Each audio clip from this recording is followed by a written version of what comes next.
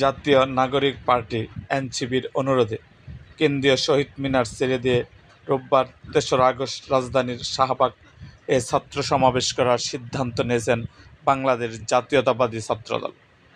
আজ বুধবার ৩০শে জুলাই রাজধানীর নয়াপল্টনে বিএনপির কেন্দ্রীয় কার্যালয়ে আয়োজিত সংবাদ সম্মেলনে এ ঘোষণা দেন ছাত্রদলের সভাপতি রাকিবুল ইসলাম রাকি। তিনি বলেন, জুলাই গণঅভ্যুত্থান স্মরণে মাসব্যাপী কর্মসূচির অংশ হিসাবে আগামী ৩রা আগস্ট শহীদ মিনারে ছাত্র সমাবেশের ঘোষণা দিয়েছিল ছাত্রদল। পরে একই দিনে একই স্থানে সমাবেশ করতে চায় জাতীয় নাগরিক পার্টি এনসিপি। এনসিপির পক্ষ থেকে ছাত্রদল ও বিএনপির সিনিয়র নেতাদের সঙ্গে যোগাযোগ করে সমাবেশ স্থান পরিবর্তনের অনুরোধ জানানো হয়। তাদের অনুরোধের পরিপ্রেক্ষিতে আমরা শাহবাগে সমাবেশ করার সিদ্ধান্ত নিয়েছি।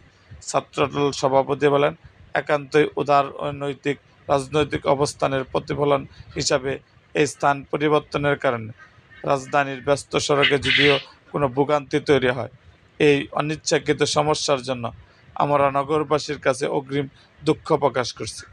আশা করছি তারা এই দিনটির তাৎপর্য ও আমাদের স্থান পরিবর্তনের উদারতাকে অবশ্যই তাদের বিবেচনায় রাখবেন। এরকম আরও ভিডিও পেতে এবং রাজনৈতিক অঙ্গনের নানা ঘটনা ও ইতিহাস জানতে আমাদের মুক্তাগাছার ইতিহাস মিডিয়া ইউটিউব চ্যানেলটিকে সাবস্ক্রাইব করুন এবং পাশে থাকা বেল আইকনটি বাজিয়ে দিন।